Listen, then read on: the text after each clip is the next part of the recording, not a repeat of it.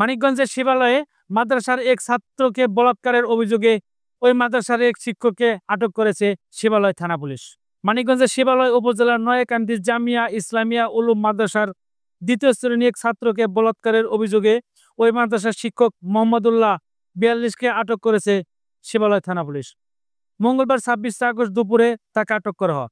ভুক্তভোগী শিশুর পরিবার ও মামলা সূত্রে জানা গেছে, গত রবিবার রাতে খাবার শেষে ঘুমিয়ে পড়ে শিশু শিক্ষার্থীটি। রাত 11:30টার দিকে শিক্ষক মোহাম্মদুল্লাহ তাকে ঘুম থেকে ডেকে নিজের কক্ষে নিয়ে জোরপূর্বক বলাৎকার করেন। এ সময় বিষয়টি কাউকে জানালে মাদ্রাসা থেকে বের করে দেওয়া এবং হত্যার হুমকি দেন তিনি। পরে সোমবার শিশুটি অসুস্থ হয়ে পড়লে বাড়িতে চলে আসে এবং মায়ের জিজ্ঞাসাবাদে ঘটনার বিস্তারিত জানা। পরিবার ও স্থানীয়রা অভিযুক্ত শিক্ষককে আটকে রেখে পুলিশ খবর দেয়। খবর পেয়ে শিবালয় থানা পুলিশ ঘটনাস্থলে পৌঁছে তাকে আটক করেন। শিবালয় থানার ভারপ্রাপ্ত কর্মকর্তা ওসি মোহাম্মদ কামাল হোসেন জানান, শিশুটির পরিবারের লিখিত অভিযোগের ভিত্তিতে শিক্ষক মোহাম্মদুল্লাহর বিরুদ্ধে নারী ও শিশু নির্যাতন দমন আইনে মামলা করা হয়েছে।